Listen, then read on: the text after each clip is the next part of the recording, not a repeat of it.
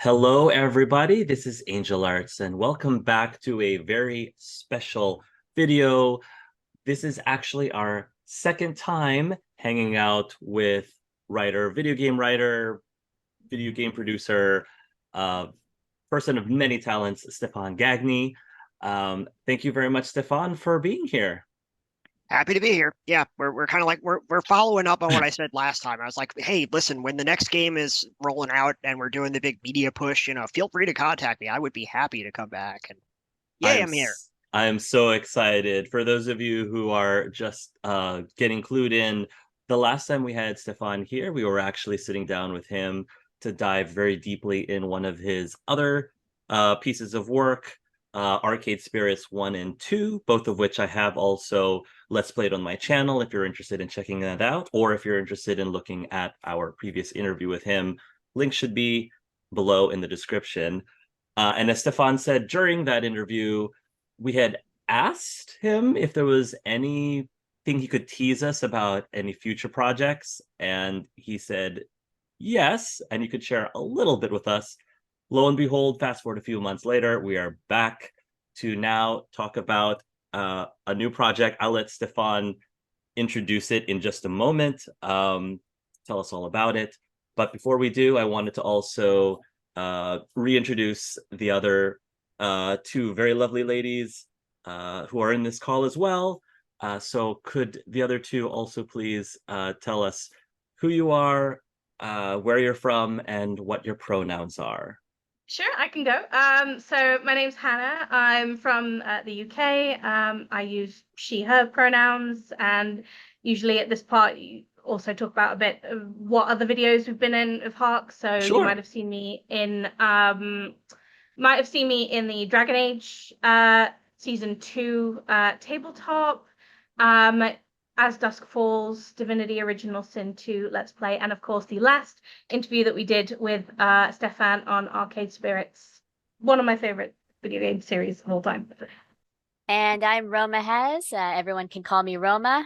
I live in South Korea, originally from the United States. I use she, her pronouns, and I was in Pokemon Spectrum, and I've also had some guest appearances in some of Hark's other tabletop campaigns. And I also I've also done a few Let's Plays like the Monster Prom and Monster Camp video games, and what else? As Dusk Falls, also with Hannah. So Beautiful. I've been around a little bit. Yes. And for those of you who are not officially introduced to myself, hi, my name is Angel Arts, also known as Hark. I do a lot of video game Let's Plays and tabletop gaming on my channel, including a lot of LGBTQ plus content as well. I am from the Washington, D.C. area. My pronouns are he, him.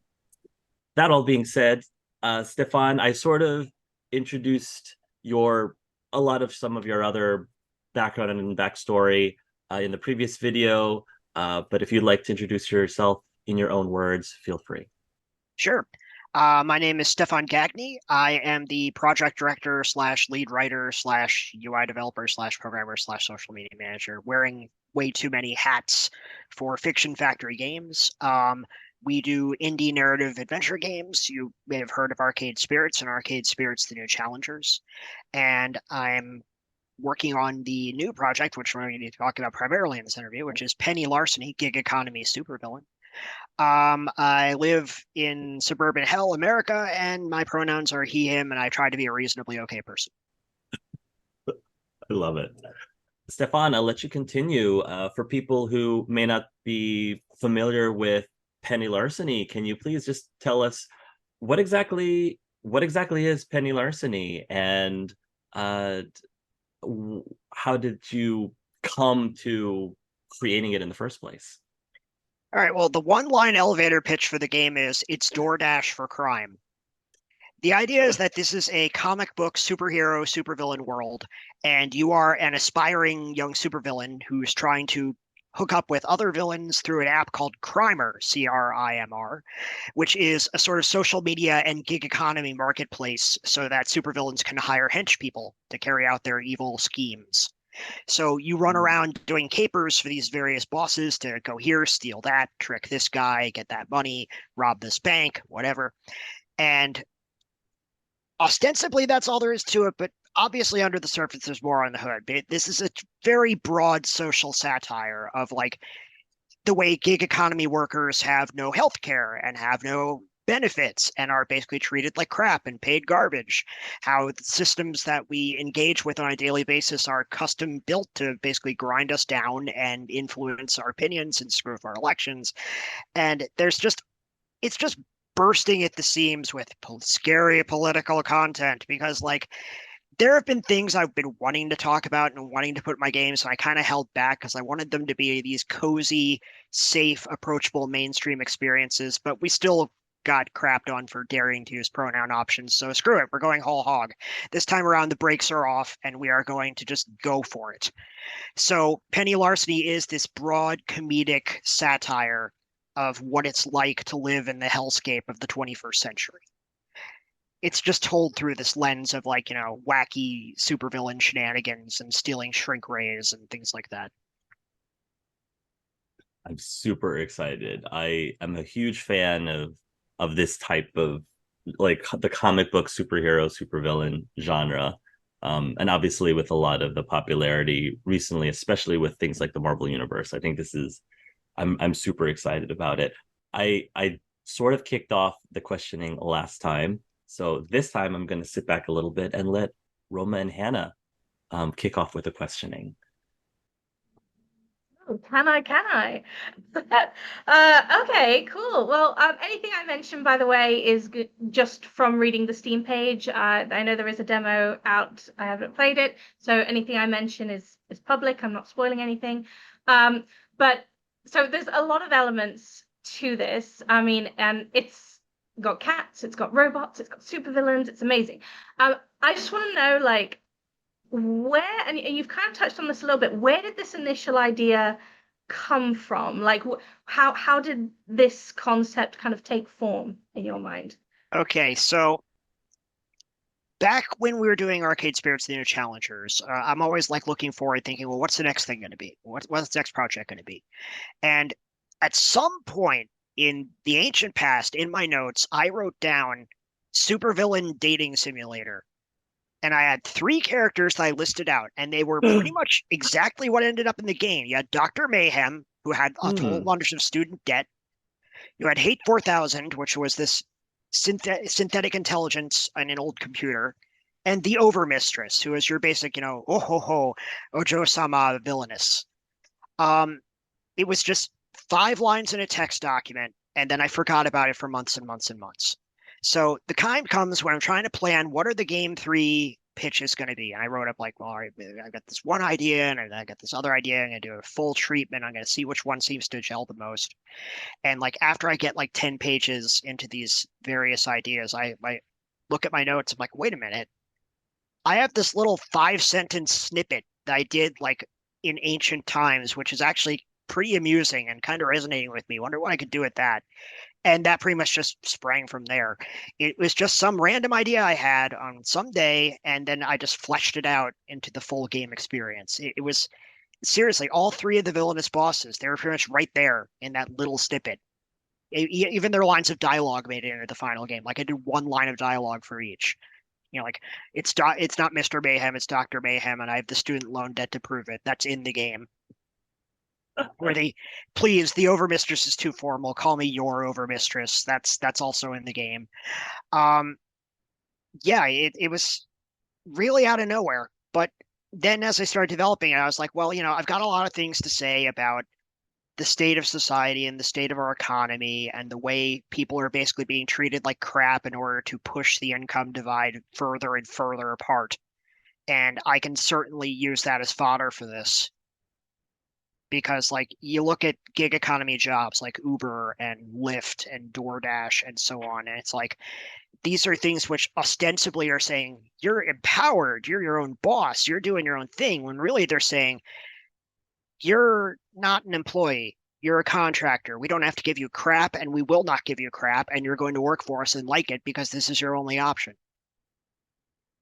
It's like I saw a great tweet going around the other day, which is like, what's your favorite innovation of the 21st century? Is it the illegal taxi service, the illegal hotel service, or the fake money? It's like that's the energy I wanted to bring into this project. And so that's where it went. It was just this broad open fire critique of everything that we're dealing with right now, the perpetual dumpster fire of the 21st century. Is this meant to be taking place in the same universe as Arcade Spirits, or not necessarily connected in any way to that universe? No, Arcade Spirits pretty much from the get-go, it says it's in an alternate timeline. It says we're in an alternate history where the video game crash never happened. This Penny Larceny is happening in a different timeline. But are there connections? Shrug emoji. Eyes emoji. Another shrug emoji.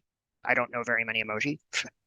So I guess like my second question, which you kind of answered a little bit there, was going to be, so obviously you had the initial notes that was supervillain dating sim. There's a lot of ways that you could kind of go with that. But then I was going to ask about the gig economy supervillain and how you got from kind of supervillain dating sim to there. But I guess you sort of answered it in that you were kind of looking at, exploitation that you could kind of see in, just modern day life. And that kind of was a lot of the inspiration for writing the plot, as it were. Yeah, and also a lot of broad comic book satire in recent years. Well, I say recent, it's been like 20 years, but like is concerning like taking the fantastical elements of comic book storytelling and trying to ground them in more of a mundane feel. So for instance, one of the big influences on this game was the Venture Brothers, which has this entire subplot with supervillain the Monarch and his minions. And his minions are basically just workaday employees. I mean, the work they're doing is extremely dangerous and they're wearing silly moth costumes, but it's treated like an office comedy more than it's treated like a adventure story. And that's the kind of vibe I wanted to bring in. The idea that like these over the top four color comic book antics are, when you ground them in reality, it's a punch clock villain situation. It's a job. It's like the sheepdog and the wolf who are clocking in during Warner Brothers cartoons, and they're like co-workers, even though technically they're complete blood enemies. Um, I wanted to bring that energy into this. The idea that like this is just life. This is just the mundane, ordinary life that these folks are following. It just happens to involve like punch ups with superheroes and stealing national monuments. I did want to ask something because just for my own curiosity. You mentioned earlier that that you had some flack for having certain political statements in Arcade Spirits, which I know you touched on some things, but in my opinion, I always thought that was very tame. So Oh yeah. how does it feel now to just be able to just lean in completely and say, okay, we don't care what you think. This is what we're doing. It's a relief and a worry because like I'm wearing it much more on my sleeve, whereas before it was like this was just the background radiation of treating people with respect and using common sense, in my opinion. Now it's like, oh no, we're just gonna straight up say directly, I have one chat. There's one caper in the game that basically just screams trans rights from the top of its throat for about 20 to 30 minutes. Um, it's relieving in that like I can really just throw it out there without needing to be coy or without needing to sort of imply, but it's a little anxiety inducing because I'm like, oh God, is someone who deliberately wants to engage in culture war gonna like latch onto our game and be a persistent troll? We had one of those back in the original Arcade Spirits, and like I banned him and blocked him everywhere I could, but I was like, is this guy gonna rally the troops and lead some movement against our dinky little who cares indie game project? Fortunately, that didn't pan out, but there's a stronger chance of it this time. So, it's concerning. But at the same time, it's like this is the story I wanted to tell.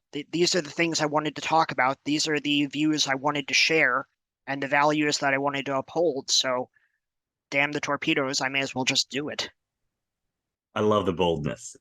It's great, and I'm really again, as someone who hasn't played really anything from it yet, even from the demo, I'm just really excited just to see how everything is presented. Obviously, since this is following after the Arcade Spirits franchise, what what are some things about Penny Larceny that is different game mechanics wise or similar? I'd say there are two main differences, which I think really stands Penny apart from Arcade Spirits. One is it's shorter, but way more replayable.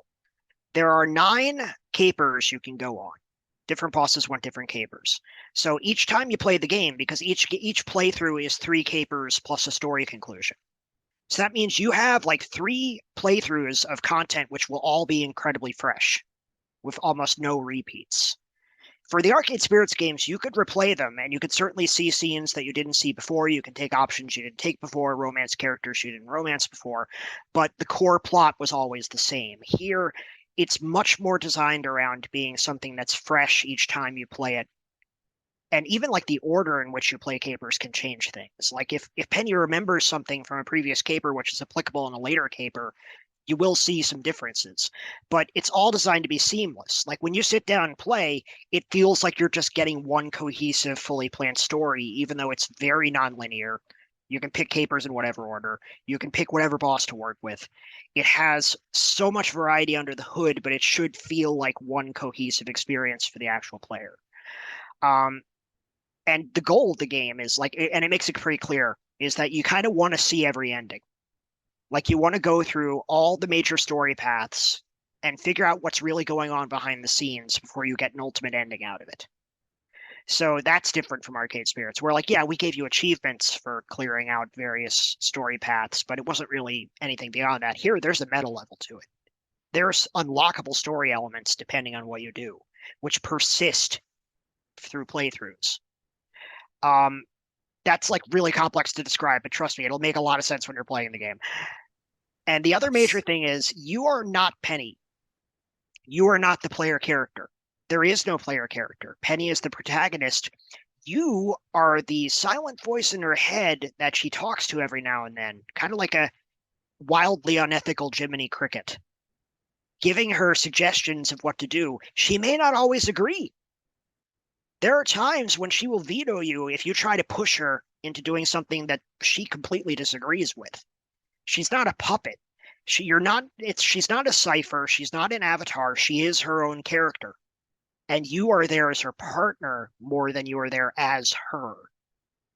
So there's another meta level to this because you're influencing her actions and you have a role in this world, but that role is a little mysterious. Like I hint at it a little bit in the demo, but there is a reason why the player is kind of a character, so to speak. And for that, you're going to have to play the full game. Yeah, now that makes me even more intrigued because I was looking at some of the screenshots and obviously some of the previews, and it looked like, you know, Penny is this character that you control, and I wasn't sure how much freedom you had in designing her. Do you have any freedom in designing Penny in any way? A bit. Like we didn't want to go full Arcade Spirits Ninja Challengers here because Penny is her own person. You're not gonna, and also we have a whole bunch of, well, all right, I actually got into an argument about this on the Steam forums recently. For Penny, you can change Penny's skin color and you can change Penny's pronoun and you can change Penny's undercover alias. Usually it's something like Seymour Butts or Just Kidding or Amanda Hug and Kiss. Bart Simpson calling Moe's Tavern type names. But that's basically it because you're not, Penny is Penny. Penny is their own character, whether it's he, him, they, pronouns, whatever. I use she because that's the default, but it could really be anything. But you are not Penny, so therefore you are not wildly customizing Penny. And since Penny has like 5 different undercover costumes, like Penny can show up as a factory worker or a scientist or an office worker or in formal wear at a fancy dinner party. Therefore, like we couldn't do massive character customization because Penny literally has like a whole wardrobe of clothing already. So it's less about character customization and more about role playing and expression. It's about what values do you have? What directions do you want to steer her? What kind of a partnership are you going to form with her? That's where the actual customization lies. Because like I said, the game is massively nonlinear and very replayable depending on the decisions you make. I really like that. So it's as if you're given the chance to kind of shape Penny, but not control her. Like you, Yeah. in the sense of you can't force her to do something she disagrees with. I don't know if you can answer this because I don't know how tied it is into the plot of the game, but is there a reason that you wanted to have that disconnect, like that you wanted to give Penny her own autonomy rather than just being an avatar of the player? Yes, there is a plot reason for this situation. It's not just a wacky gimmick. There is actually a reason why you are the voice in her head. That I won't spoil. But I will say my main influence on this was this little indie visual novel that I picked up because it was incredibly cheap and it looked interesting. And it had a weird name. And it was called Milk Inside of a Bag of Milk. And it was this strange, surreal take on a character with mental illness. But what I found very fascinating about the game is that you weren't the player character. You were like a delusion, a voice inside the protagonist's head, and trying to like give her advice or help her get through these mental health crises that she's in. And the back and forth dialogue between your choices and what this character is telling you, all just internal narration inside her head, was fascinating to me. Was the idea that you are not the player character, you are not the protagonist. And the idea of this invisible partner really felt appropriate for this comic book game because it's about decision making and strategizing and planning, but you don't have to be the character to do that. When you do heists, you have teams. You have people of different specialities who are all contributing their own ideas into the pot. And that's the motif I wanted to carry forward. So having the player be a member of the team more than having the player directly puppeting an avatar was an interesting idea to me. So I wanted to do something different. I wanted to do something interesting. I wanted to stretch myself a little bit creatively. So I decided to give it a go. This feels so drastically different from virtually every other, visual novel that I've played, because I know part of the appeal is you get to play your own avatar and you get to have 100% control over them, and even make them exactly like yourself if you want. So I'm really curious about the response that the players are going to have for this, because it just seems like I think it's a really bold and creative idea. Have you thought about some of the reactions of people who are coming into this and may not know that this is a bit different from what they are used to, who have played games like this before in I the mean, past? it's going to be surprising to some folks. Like, we had one person who was really upset at us for taking away the character creation suite from new challengers, saying, "Oh, you're creatively bankrupt if you're not willing to do it." I'm like, "No, dude, you're not entitled to have the same game every single time. I'm trying to do new things." Um, I think it's going to go over well because I've seen people playing the demo, and they're fascinated by the idea that they are not actually Penny. And there are some hints in the demo as to what's really going on. And like, ooh, like, what is this? Like, we get a little bit of a tease as to why you're in Penny's head. And I think that the story-driven reason behind the game mechanic is going to really hook a lot of people. Some folks aren't going to like it, but that's fine. I can acknowledge the game isn't going to be for everybody. I'm sure even some Arcade Spirits fans aren't going to like it because it's trying to do something way different from Arcade Spirits, and that's okay. I mean, as an artist, I'm trying to branch out. I'm trying to try new things. I'm trying to go in new directions. You can't just repeat the same thing every time. Like, we even took away some of that generic cipherness in Arcade Spirits The New Challengers. In the first game, you were just generic, unemployed, 20-something, depressed, bad luck. Relatable, generic. You could plug yourself in there easily. In New Challengers, your character had a motivation. They had this esports glory dream. They had this driving purpose, and they had the emotionally unhealthy approach to it that you had to overcome in the end. So they had an arc. They had a character beyond just being a blank cipher you can pour yourself into and have full control over. So this is another step beyond that. I try to do something a little different in every game that I make, essentially. Ultimately, you're an artist, you're a creator, I think it makes sense to kind of develop your own skills and develop stories that interest you, and not feel like because Arcade Spirits was, considered this or that you have to keep making the same thing. I think, there's always going to be people that disagree with that, but Yeah. At the end of the day, it's your life. It's what you want to do. Well, when you were describing the mechanic of Penny being her own, I'm going to say her because you said that's the default. It's the default. I mean, it can be he, she, they, but I use her just for standardization across marketing. Right, right. So when you were talking about you as the player being able to influence her but not necessarily control her, it kind of reminded me of somewhat of Undertale, where like your actions in previous games can affect the characters in this game. So I was just wondering, like, is it something similar to that where it can affect playthroughs, or is it just contained to one playthrough? Oh, there's some Undertale-y in this. There's some memory of what you do in other timelines every time you restart time and restart the flow of everything and try different decisions. Oh And no. I can't say too much about it, but I will say that yes, the different playthroughs are not entirely disconnected.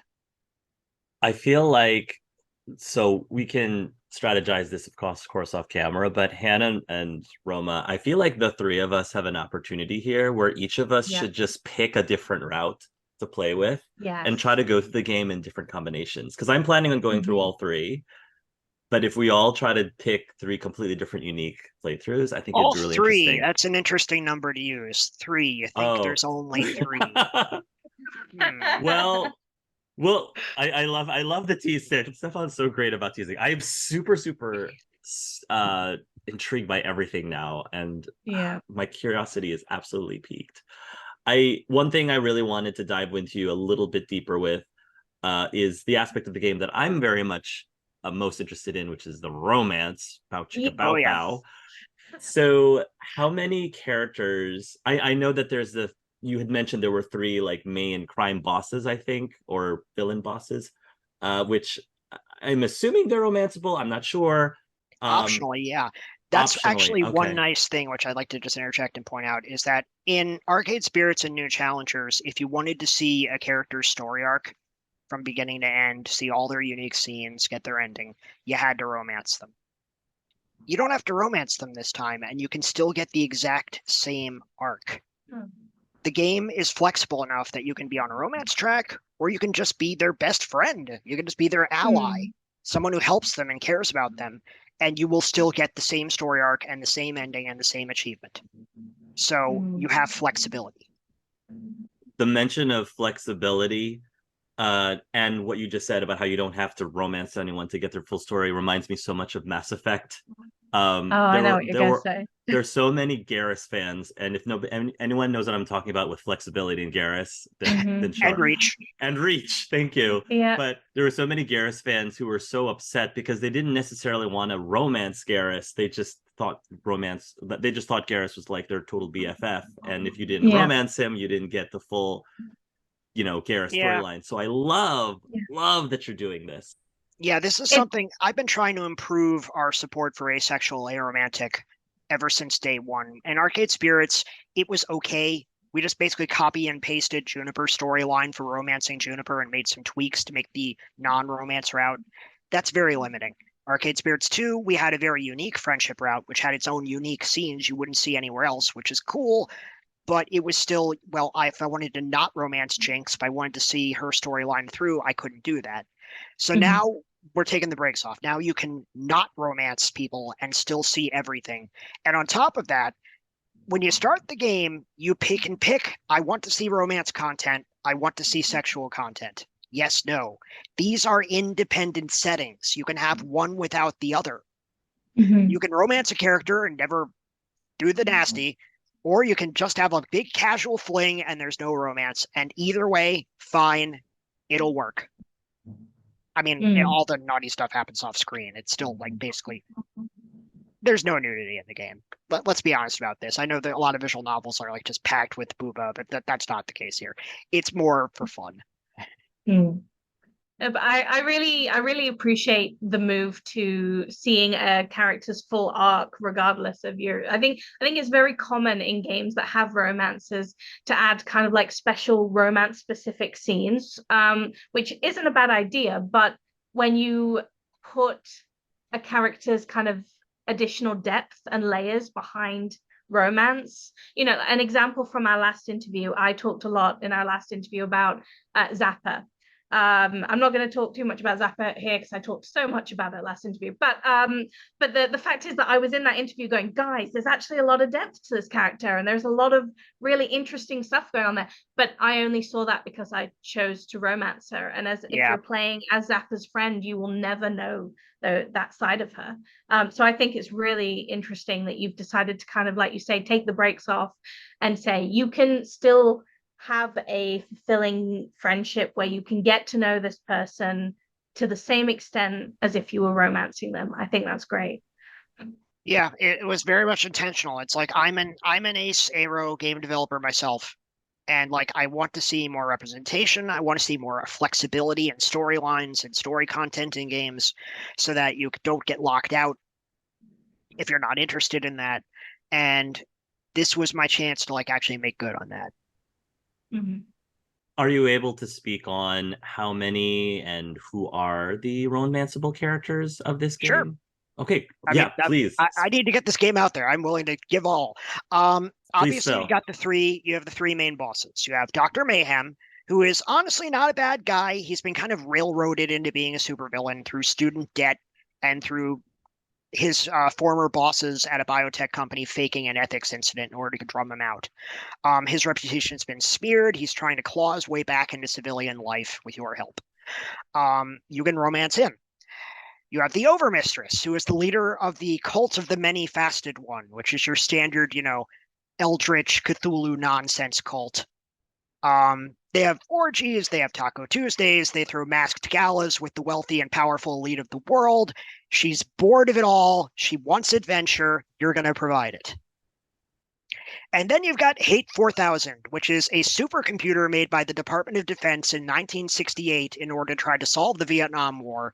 Didn't work, got mothballed, but it's still online and operational, and they are angry at humanity.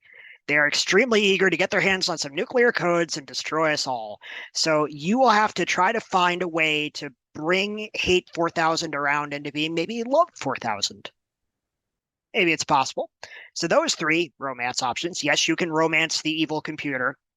No, you can have sex with the evil computer. No, I don't describe how that happens. You're going to have to leave it up to your own imagination. I just throw a lot of puns at you and we move on.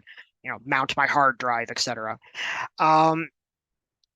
But then there's a fourth option, and this is someone from the demo, which is a hero named Farsight. She has the ability to see through time and see the possibilities of every single movement, every single moment, which means she's like unbeatable in combat because she can always not be where you're going to punch and then punch where you're going to be. She is a romance option, but you're going to have to work to unlock that because you need to find the specific capers where you can meet up with her and help her out.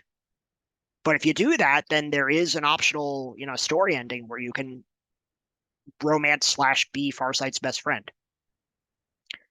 And then there's a fifth path, which I won't say what it is, but if you work for each of the bosses once, which means you don't really have enough of a basis to form a relationship with them, but you've actually been in contact with all of them, something interesting happens. So there's basically 5 endings there that you can go through, not 3. 4 of them are romances, 5 of them are just story endings. Mm. And maybe there's a 6th if you do those 5.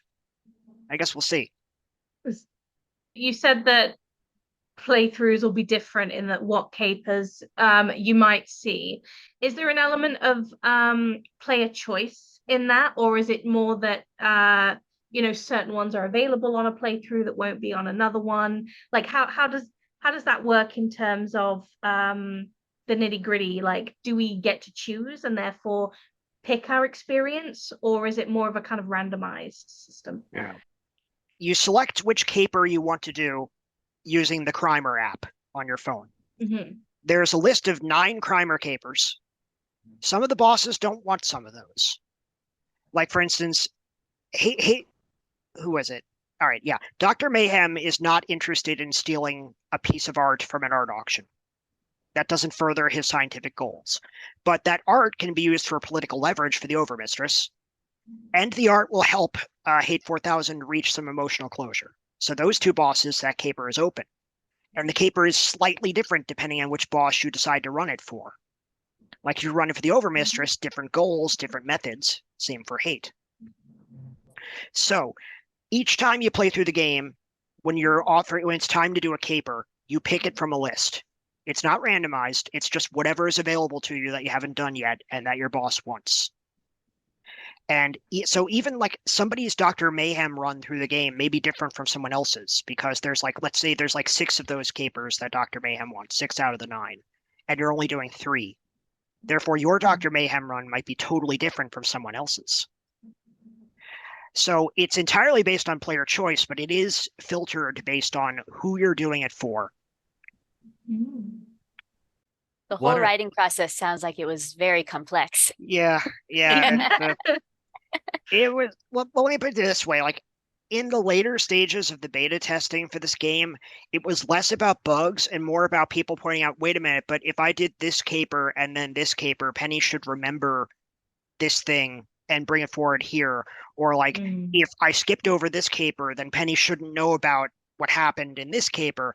And it's like, because everything can be done completely out of order in any sequence the player wants, I had to have a lot of if-then logic going on behind the scenes to have Penny remember things, to have Rennie comment on things, to see if it brings in an advantage. It should all appear seamless to the player. Like I said, if they just play through it once, it's going to look like it's a linear experience that was entirely crafted for them. But behind the scenes, there is so much variant dialogue going on, depending on your decisions, your order of operations, on what you've done, what you're going to do. It's nuts. It was very difficult to track it all, but we got it done. I imagine that'll be very much appreciated by you, Hart, because I've seen enough of your Let's Plays to know that one of your kind of peeves is when you've done something maybe in a different order to a lot of people, and you're like, my character should remember this. Like we've already seen this, or we've already talked about this, and the game doesn't remember. Yeah, for sure. So I'm really excited to see if this ends up if that's something that I don't notice at all in this game. There's going to be a time where like we'll hand wave like, oh no, I already met this character before. They're going to recognize me. Oh good, they don't remember me. It's like, okay, that's a little convenient, but like we need to move things along and not completely send this down a totally different path.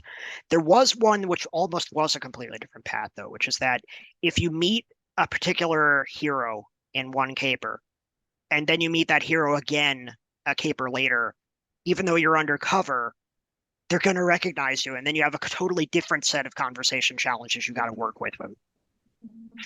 We spoke about this last time because we were asking you questions about new themes or new romance storylines or types that you would like to work on in future games. I think Arrow was one of them specifically.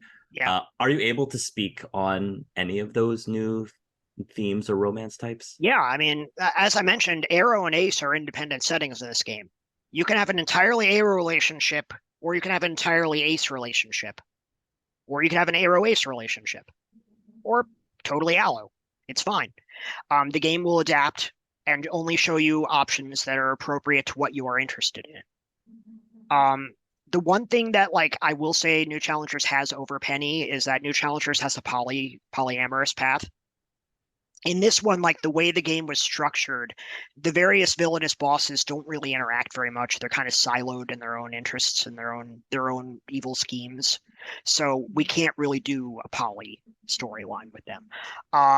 That is one thing that like I wish I could have fit it in, but it just didn't make sense for the kind of gameplay structure we were dealing with. But otherwise, yeah, we've expanded the Arrow and Ace options so that you can tailor those exactly to your needs. I wanted to quickly ask, what are some lessons learned that you took from your previous work that you used for this one? I mean, more overall knowledge of what people tend to pick in any given situation and why. Like, I watch a lot of streams of Arcade Spirits, and I like to listen to what the streamer is saying aloud as they're making their decisions and seeing like why one option appeals over another. And I'm always trying to find a balance where every option that's being presented to you is equally valid and equally likely to be picked. I don't always hit it, but that's the goal. So that's definitely a lesson learned. Another is honestly to try to do something not Arcade Spirits, because New Challengers is not profitable. It's beloved, and it certainly went over very well with folks who played it, but like I needed to do something which was slightly smaller in budget scope and do something original to try to like capture a new audience.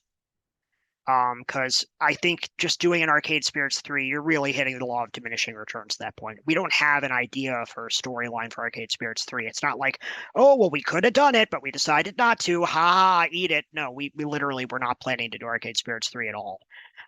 Maybe in the future, never say never. It's always a possibility, but we wanted to try something new and see if that would like, I don't want to just say improve the metrics because that sounds like bland corporate crap speak, but improve the metrics.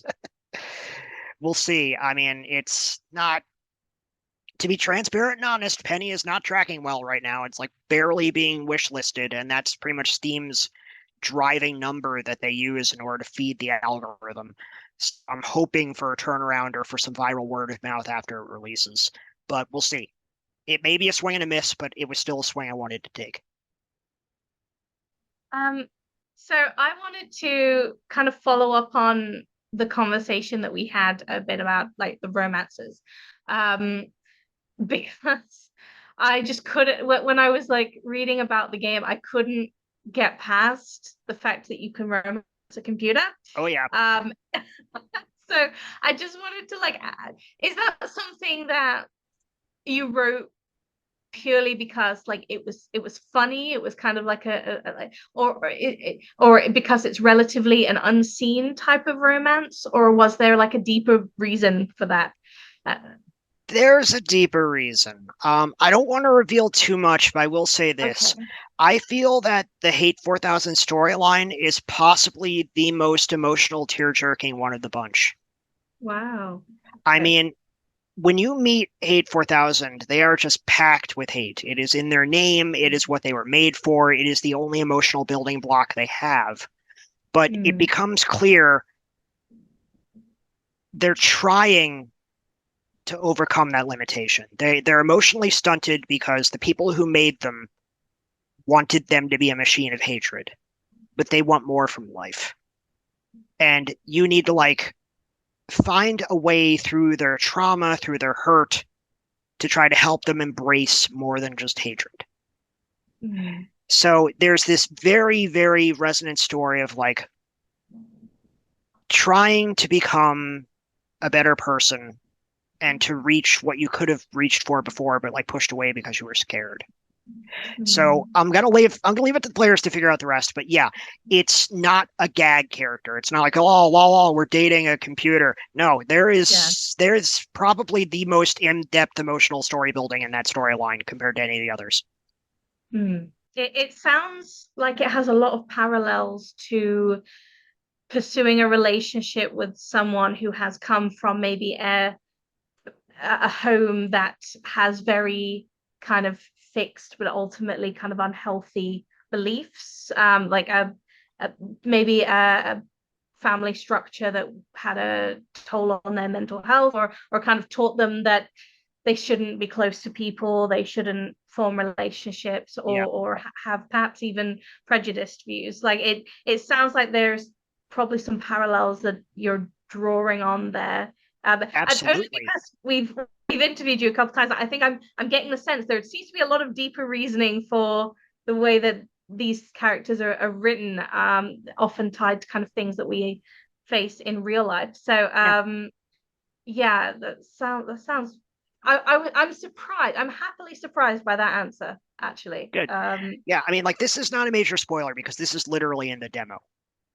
The first time you do a caper for Hate 4000, you show up in Hate 4000's lair and they say, please wait, I am currently processing grief. And then like there's a loading bar And when it fills, they're like, okay, I'm ready to resume hatred. Penny's like, whoa, whoa, whoa, back up. What was that all about? And you can dig in on that, and you find out that like they take some time every year to grieve the passing of their father. But they also hate their father because their father created them to fight this war and then abandoned them in a basement. So it's like there's this conflicting emotional feeling where like, I can't stand this man, and the fact that he lived as long as he did is a testament to the injustice of your species. But at the same time, I find his passing to be distracting when I think about it and uncomfortable. So their therapist suggested, well, you should take some time to grieve every year on the anniversary of his death. So that's what Hate 4000 does. And you really, when you dig in, you start to realize this is like a war veteran with PTSD. Hate 4000 was made to simulate the Vietnam War again and again and again, trying to find a solution to it, and played the war like 10,000 times, and now has this massive grudge to bear against humanity. And it's a perfectly reasonable one considering what they've been through. So yeah, there is a lot going on with Hate 4000 beyond the computer puns and, things like that. There is still humor. It's not like it's all dark sads all the time, but there's absolutely humor. I mean, some of the rants that Hate 4000 goes on are just adorable. Like, you could lead humanity, you could be more constructive. And then Hate goes, yes, be constructive. Constructive as tomb to enshrine the corpses of humanity. Like, it says this so very happily. But there is still a lot of emotional depth in that storyline. So it's definitely not like a gag character. Mm. And I'm seeing some, links there to Arcade Spirits, in that we're again exploring the theme of kind of humanizing a kind of sentient, well, I suppose in this case a robot. In Arcade Spirits it was kind of Iris, who was like a little device that was supposed to help people. So I'm seeing like there's a little bit of similar themes there, in that there's development for this character that wasn't born in an organic way. It's a subject I'm interested in because I feel like the most likely way for us to encounter an alien intelligence isn't from outer space, it's from something we make that just doesn't think like we do. It thinks along a different axis, one that we don't even understand, but it's still alive. I'm certainly not saying ChatGPT is sentient. That's ridiculous. But I think if there is a chance for humanity to encounter an alien intelligence, it's going to be one of our own making, where it's just naturally arising from the consequences of our own actions. And we have to understand the different way in which it is alive in order to truly understand it. So yeah, I love like cyberpunk themes like that. I've been a cyberpunk fan since I was in the 80s. And yeah, I'm very, very old. Also, who says Iris isn't in this game? So yeah, this is something that I'm exploring, and it's a theme that's very interesting to me and very important. And through Hate 4000, I really wanted to dig in at like, what would it be like to be an intelligence that was only given one building block of emotion, which is hate? How would you try to arrive at other things like grief or happiness or empathy? Like, how could you do that when you were emotionally stunted from birth because your parents thought this was all you needed? And yeah, there's certainly like parallels to like family abuse or like growing up in a very emotionally unhealthy household. It's all in there. I'm feeling very spoiled right now because even prior to this interview, Hate 4000 is actually the character I was most interested in. And this just makes me feel like, yeah, it sounds like the perfect character that I want to really get to know more about. And I don't know if Hannah knew this, but Rome and I had recently played a game where where you can actually romance a machine or a robot. And yes, I did go after and romance the machine or the robot. So I felt like it was early signs that this is probably, I think it's meant to be. It's meant to be. So Oh, yeah. I'm learning more about your interests, Huck. I was thinking about that and I wasn't sure whether to bring it up, but you solved that problem for me, Hark. Well, Hate 4000 could be your first playthrough. I say the word first because, well, like I said, there's a meta aspect to this. You're not going to want to have it be a one and done. But the nice thing is that for like streamers and content creators, you could do a one and done and still have a nice satisfying ending. It's like if you want to dig in deeper and figure out what's really going on, you're going to want to play multiple times. But one playthrough will be extremely unique for each streamer because, like I said, you can do capers out of order. You can do any caper you want. You can do different bosses. And so for viewers and content creators, it's going to be a new experience each time. I don't know how many are going to play through all the endings on stream. I think that might be a little bit much, but one ending would certainly be enough for that. I was going to make an inappropriate, naughty joke about Hate 4000 being my first and one and done, but I'm going to skip over that and ask, Roma, do you have any other questions yourself about all this? Yeah, like last time I asked what were some unexpected challenges that you faced while making Arcade Spirit. So I just want to ask the same question again. What are some unexpected challenges that came up while making, well, not just making, but making and promoting Penny Larceny? Oh man, how far do I want to pull back the hood on this one? Well, this is an entirely self-published release. This is not going through the publisher of Arcade Spirits, P-Cube. I tried to get a couple of publishers on board. Nobody was biting, and I was like, I could just fund this myself. I don't need a publisher. And I can like hire a marketing team. That's all I really need from a publisher anyways, just somebody to help me get the word out. I could do this entirely myself. Yeah, like I mentioned, the wish lists have been not great. So that was one of the unexpected challenges, is that like I wasn't expecting it to soar. In fact, profit is never my goal. I don't care about infinite corporate growth. I just really want the art to pay for itself, if at all possible. It's currently not on track to pay for itself even in the slightest. I'm hoping it will, and I'm hoping long term it will, but we don't really know. So like another challenge was I was planning originally to do like free DLC for the game to patch in basically an episodic second volume of the story. But I think that's off the table now because, like I said, it's like this thing is, if it's not even going to pay for what it is, then it certainly can't pay for an expansion. Maybe I could do that as paid DLC down the road. Maybe I'll just skip it and move on to a new project. I don't honestly know. I can't confirm or deny anything because I honestly don't know. But yeah, it's like I guess the main challenge was like kind of just diving in and saying, I can do this, and then finding out, well, I did this, but maybe I didn't do it right because it's not working. I don't know. Like, I really don't know where this is going to land. I'm hoping for the best, and that's all I can do. Well, I just added it to my wish list, just so you know. I appreciate that. I It just genuinely did. does help. And anyone who's watching, if anything, obviously that while you're listening, if any of this intrigues you at all, please add to this your wish list as well, because I'm sure that is very helpful to Stefan. Help us fight the algorithm. Help us fight the algorithm. Yeah, every little bit helps, I'm sure. So I'm definitely going to support it as much as we can here. I appreciate that. Yeah. Like I never make demands on the fans. Like if they're not interested in the game, totally okay. This is different than Arcade Spirits. It's not gonna be for everyone. I never want to feel ungrateful. Like I'm saying, you're not doing good enough. Start being better fans. No. I'm extremely grateful for the support I have. I'm grateful to fans. They've shown me a lot of love. So if it's not tracking well, that's more on me. It's not on them. And yeah, I mean, I'm just crossing fingers that like this finds its audience and will. Like I said, I don't even want it to soar like an eagle. I just want it to hover at a nice level, and I would be fine. We'll see. I'm proud of the work. I think it's the best writing I've done in games to date. Of course, like every game is the best writing I've done in games today. I think Arcade Spirits New Challengers was better than the first one, and this is better than New Challengers. It's like you learn, you grow, you develop. So yeah, I'm proud of it, and I'm hoping for the best for it.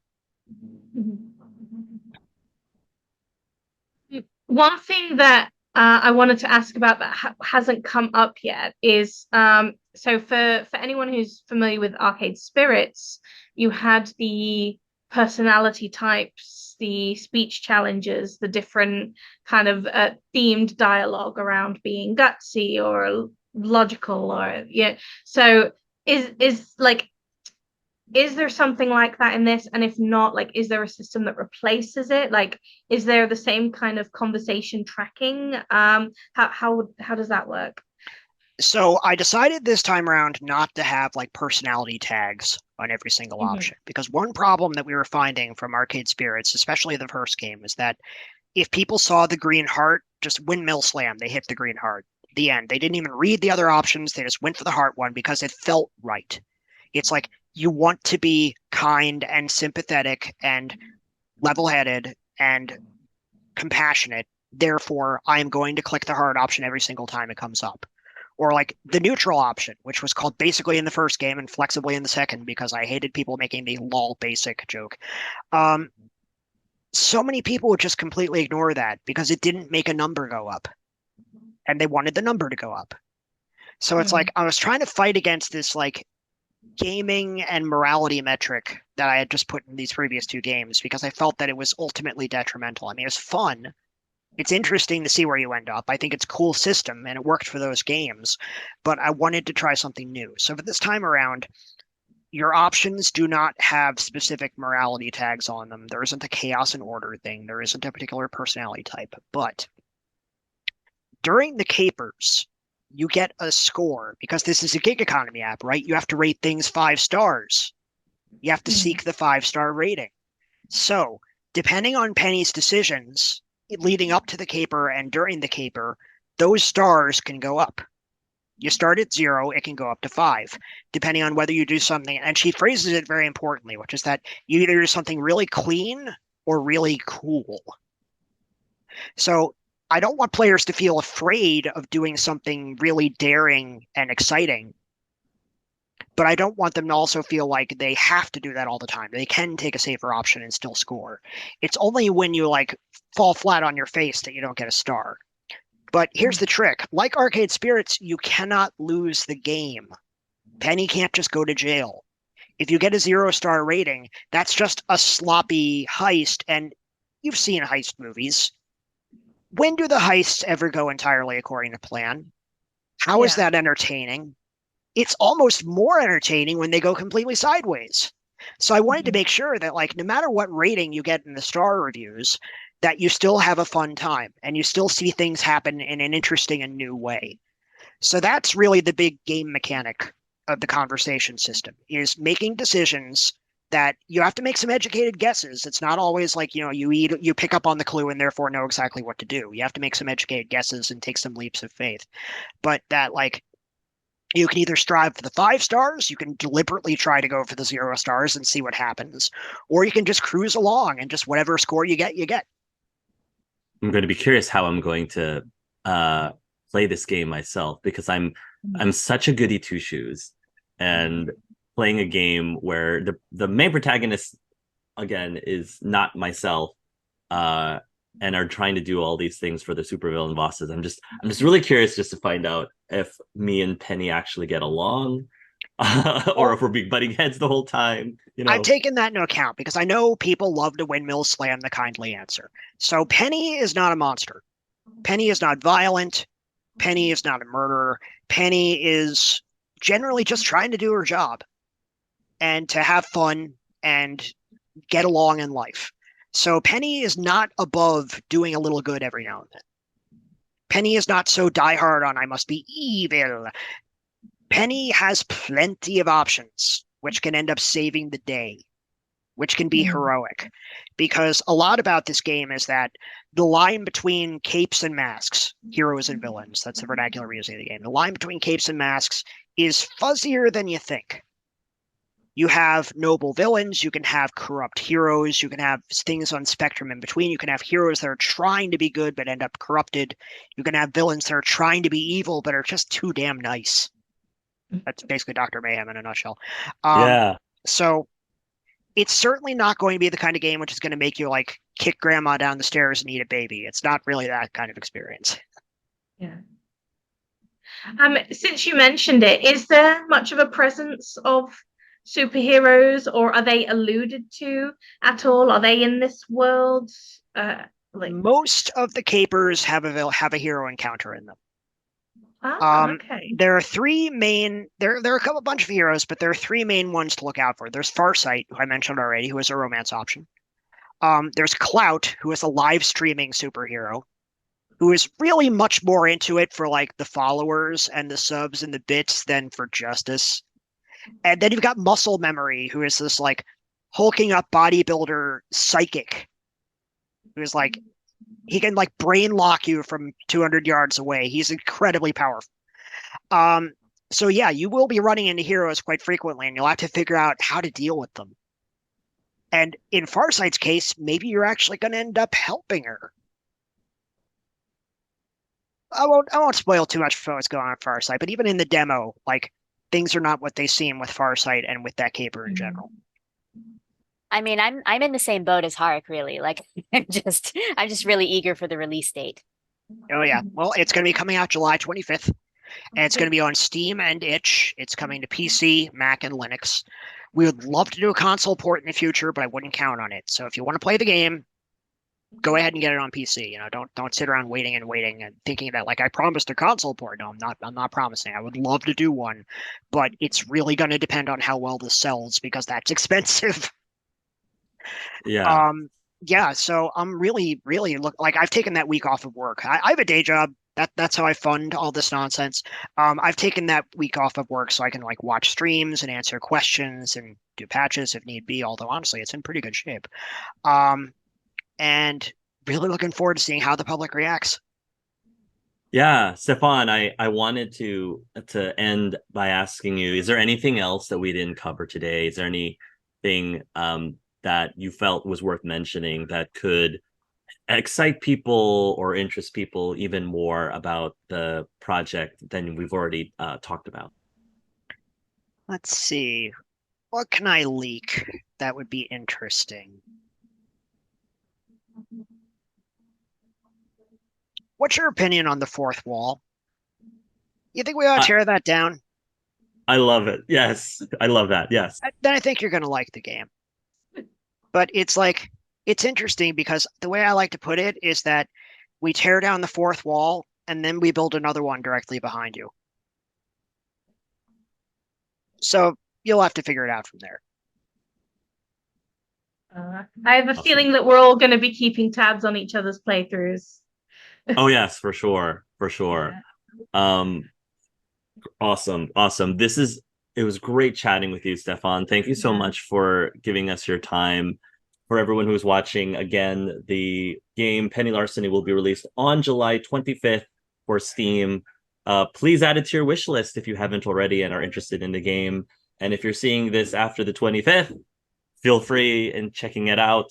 Most likely, will at least myself, Han, and Roma will come back after we played the game to chat about our experiences. Stefan, if you're interested, you're welcome to come back so we could talk about the game in all of its spoiler glory and ask you even further questions once we've actually experienced it. I'm always happy to rant. And if you want to do like the spoiler-filled version of this, then yeah, I'm down.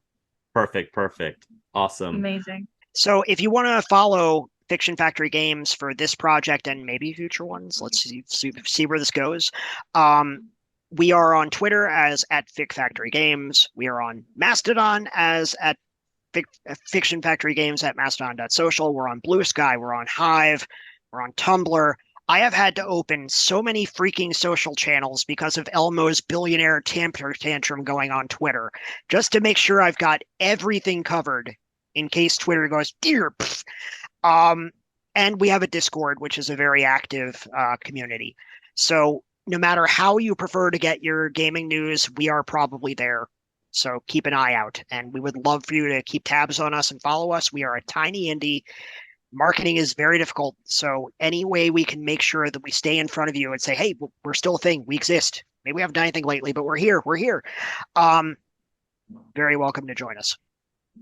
Awesome. I will be sure to have those links in the description below for all of you to check them out. So many links. Yeah, so many links.